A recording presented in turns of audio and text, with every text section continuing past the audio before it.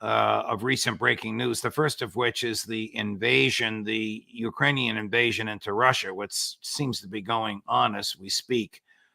Colonel McGregor reports that this was actually a NATO invasion, that it was planned by NATO, that it was orchestrated in Poland, that it involved troops from Poland, Lithuania, Romania, Germany, Great Britain, and likely some people from the United States, because the Russian surveillance has heard English-speaking voices which it identified as having American accents.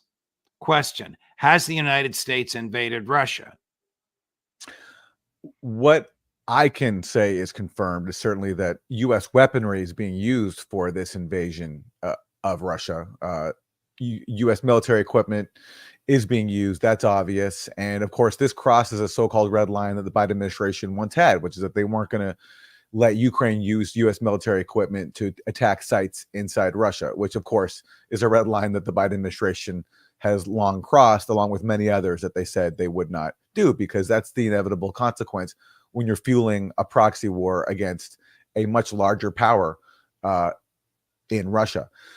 As to the involvement of foreign countries with Ukraine in this, I can't speak to that. I personally, I'm skeptical of those claims, and there's all sorts of claims flying around. You have some people on the pro-Russian side saying that actually Russia let Ukraine do this, that this was all a setup for Ukraine, that they fell into Putin's trap, which I have a hard time believing. Would the Russian government knowingly endanger its own people and humiliate itself by letting Ukraine cross in? So many sides are saying different things. Ukraine's also saying that now Russia's been forced to divert its own forces fighting on the Eastern Front to help defend its own territory inside Russia. So therefore, for Ukraine, this is a success. So everyone's making all sorts of claims. What I know is that all this could have been avoided. All this bloodshed could have been avoided had the U.S. been willing to allow diplomacy. It's something we've talked about many times. And the question is now, is that diplomatic opening still on the table? Because what does Vladimir Putin just said? He said, there's no more talking with this government, that negotiations are over. Like, we can't speak to people who not only, crossed into our territory, but also are engaging still in trying to shell the Zaporizhzhia nuclear plant, where there was recently a fire. And implausibly, Ukraine claimed that Russia was responsible, which they've said many times, which never makes any sense. Why would Russia just set on fire the nuclear plant that it itself is controlling and is trying to keep as part of its annexed territory? So negotiations could have prevented all of this.